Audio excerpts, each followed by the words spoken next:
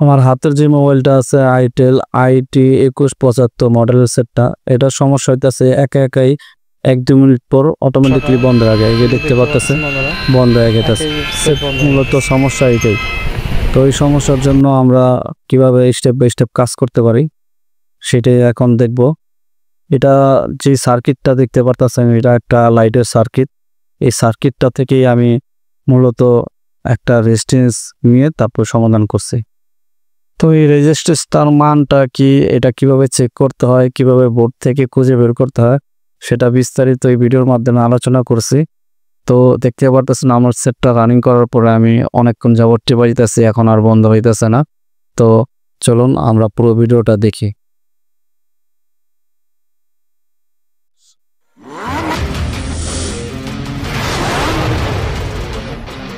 আসসালামু আলাইকুম প্রিয় ভিউয়ার্স, আমি মোহাম্মদ রিপন ইসলাম। এই মুহূর্তে আমার হাতে একটি মোবাইল দেখতে পাচ্ছেন আইটেল ব্র্যান্ডের IT2175 মডেলের।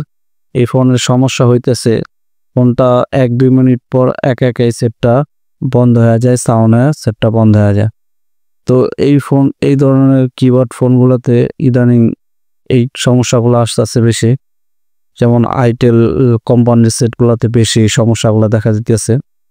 তো আইটেল যে কোনো মডেলের এই বাটন ফোনগুলোতে এই ধরনের সমস্যা হলে এখন যে কাজটা করব, এই কাজটার মাধ্যমে আপনারা সমস্যার সলিউশন করতে পারবেন।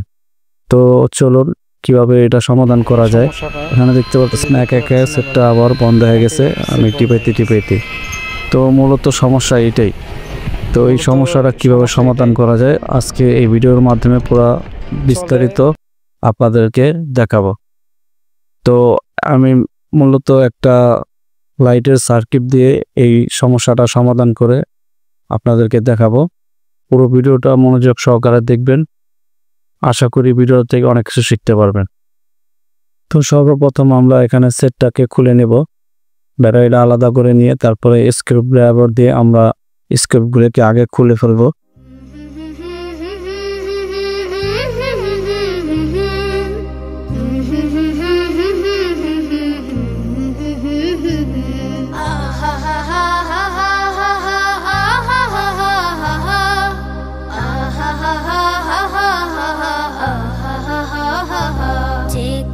কাজ করো না ভাই, যে কোনো কাজ করো তা যেন হয় সবার চেয়ে সবচেয়ে সুন্দর।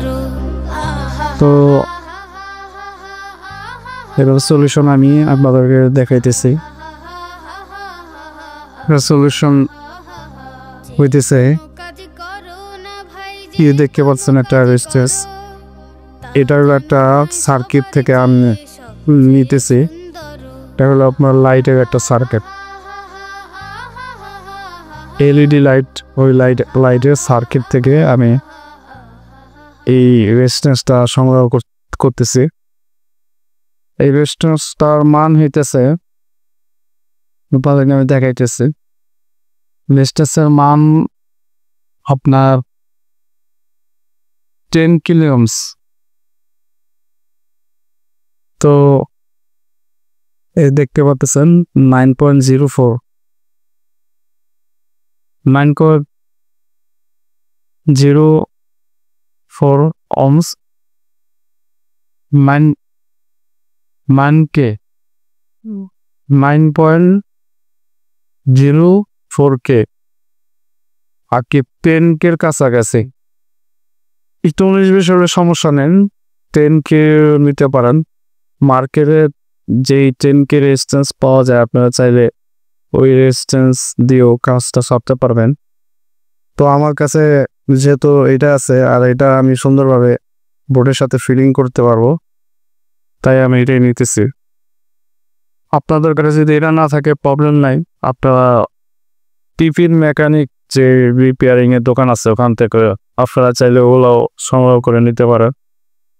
তবে মান তো আপনাদের সবচেয়ে ইম্পর্টেন্ট, মান তো আপনাদের খেয়াল রাখতে হবে।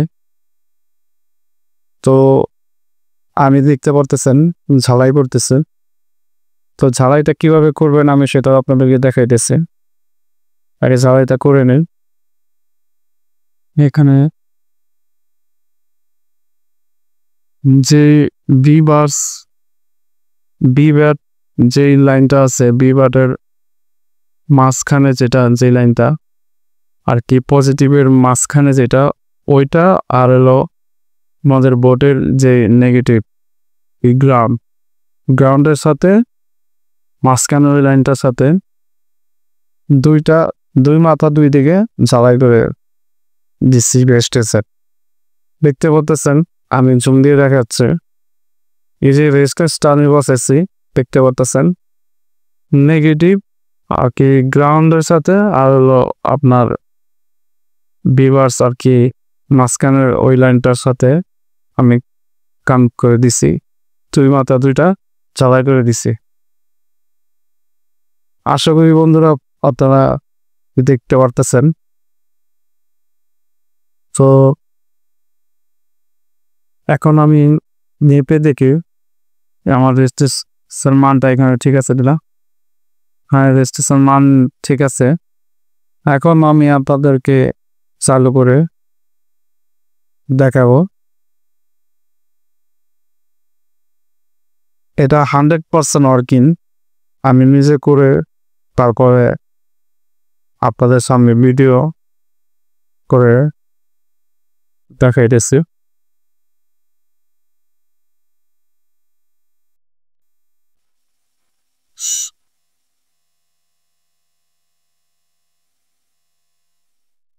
এই যে বন্ধুরা দেখতে পাচ্ছ সেটটা চালু হয়েছে। এখন আমি যদি সারাদিন টিটাই এখন আর বন্ধ হবে না, দেখতে পারতেছেন। আমি একটু আপনাদেরকে দেখাই, কত টিপায় দেখাই। ফার্স্ট প্রোডাক্টকে আমি আপনাদেরকে পিপে দেখাইতেছি, সব প্রোডাক্ট আমি দেখতেছি।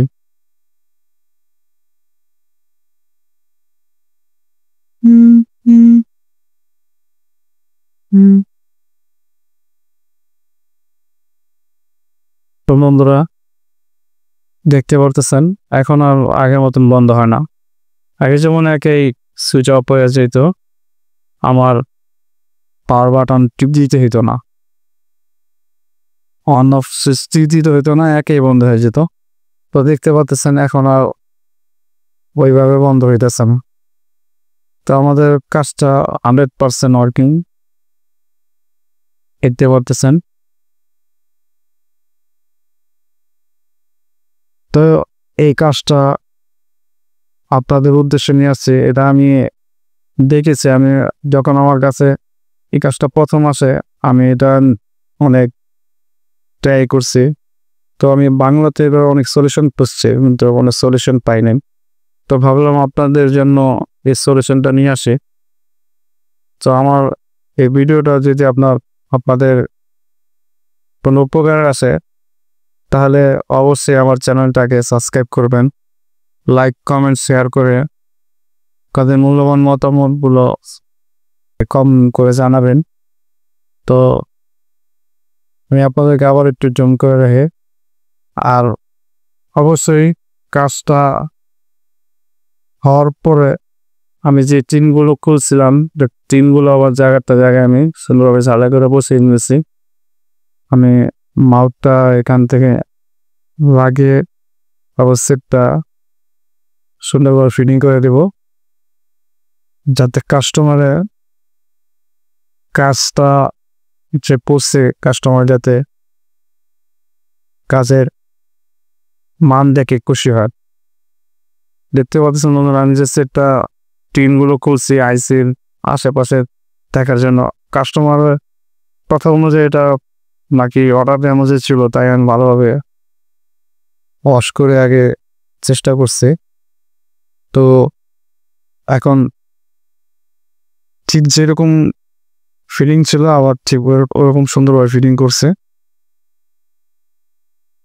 তো এই ধরনের সলিউশন যদি আপনারা আরও পেতে চান তাহলে আমার চ্যানেলটা সাবস্ক্রাইব করে আমার সাথে থাকবেন।